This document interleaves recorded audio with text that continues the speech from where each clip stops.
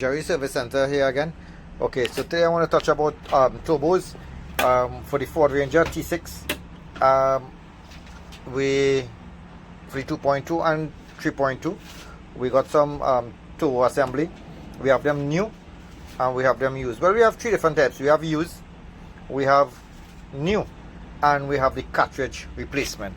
So this is what I want to touch on, the cartridge replacement. Now the cartridge replacement is the inside of the turbo assembly. The turbo assembly consists of a couple different parts. This is called the cartridge or the turbine, right?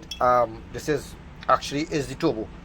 The other part in front where it looks like a, as we call the conch shell, that's the cover, right? And we insert this into the housing of the turbo. We have the front cover and the back cover. This is the front of the turbo that sucks in the air through this part here. It sucks in. So when you're watching inside the turbo, this is what you're seeing, the impeller here. What goes bad in this, it carries seals, it spins on some bearings, very precise bearings, and works with very high temperature. And this turbine here works in the housing and sucks in the air.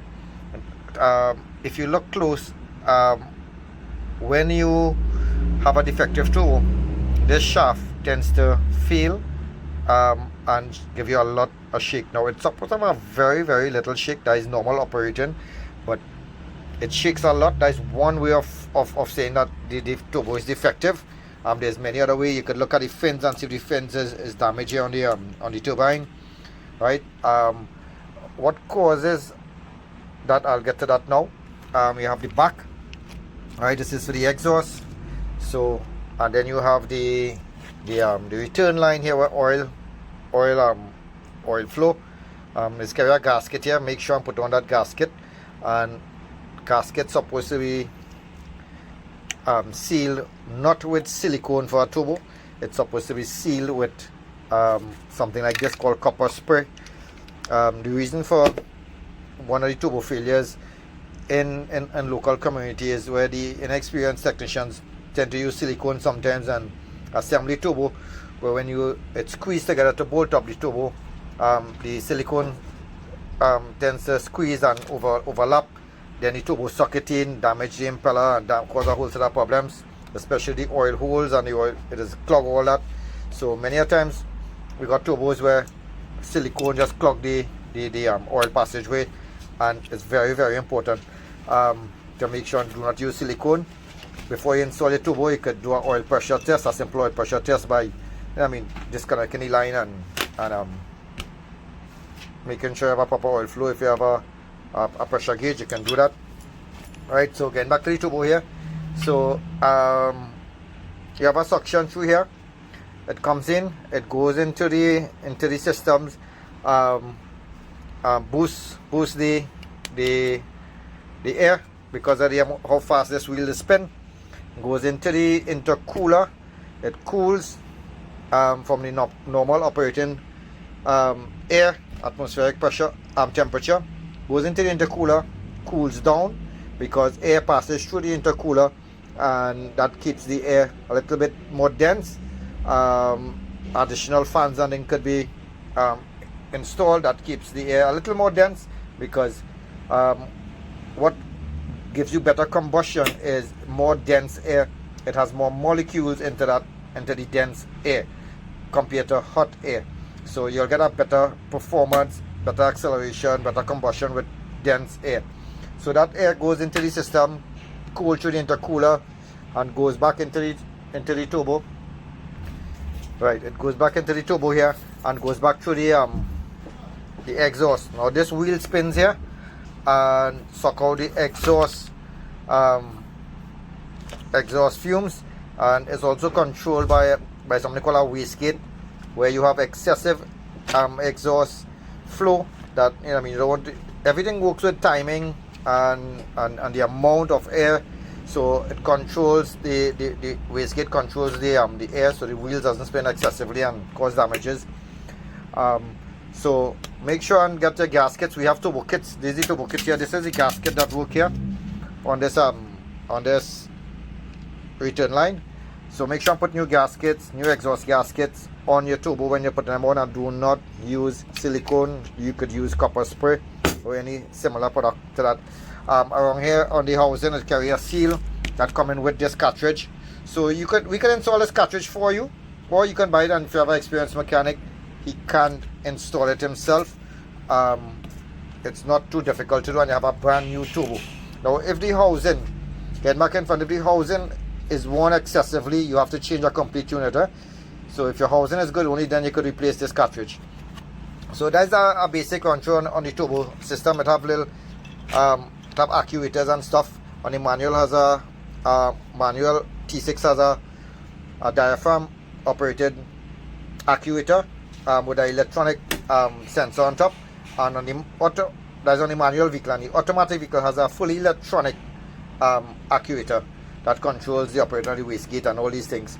Right, so turbo cartridge for the T6 2.2 and BT50. Pull out your whole cartridge, your whole inside of the turbo, and put in a new turbo, because the turbo is expensive. Again, we have new ones and we have used ones, and now we have the cartridge. Right, so we only have two others in stock. Again, we have catch cans. Catch cans could help prevent the turbo getting oil, intake system getting oil, all these things.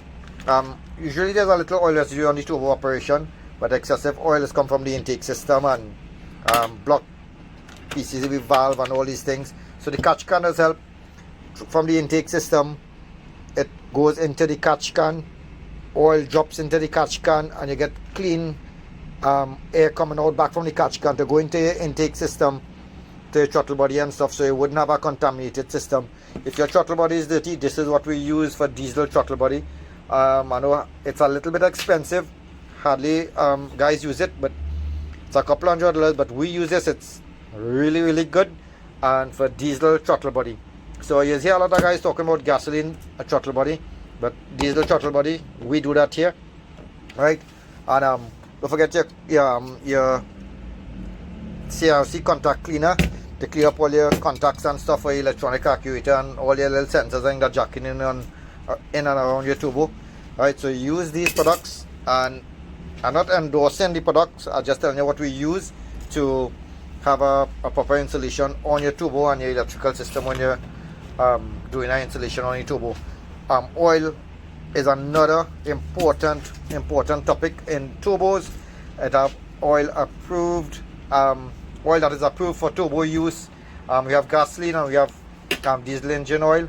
Gasoline oil has reached, let me see if I could get a quarter oil here. Hold on. Right, sorry about that. Quickly, I want to finish up the video, but there's gas oil and diesel oil, and the oil is monitored by API, which is American Petroleum Institute. That is these people here, and they rate certain oils to see if it can reach certain specifications that is required by certain manufacturers. So if you have manufacturer, for example Mercedes-Benz, Nissan, whoever, Toyota, Ford, have certain requirements, right? These people just monitor it and make sure that certain oils reach the requirement, and they put their stamp. They usually call it the donut. And for diesel oil, we have reached CH4. That's the specification for the latest specification.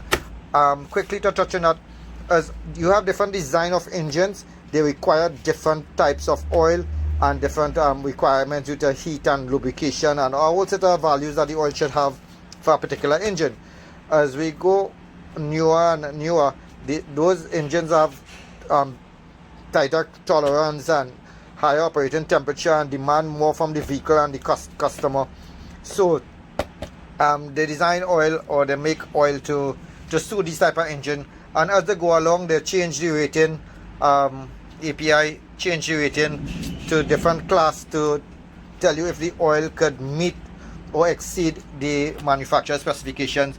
So you'll see oil like CI, CJ, C, all these things coming up, and it's supposed to be that later the letter covers all the rest before, right?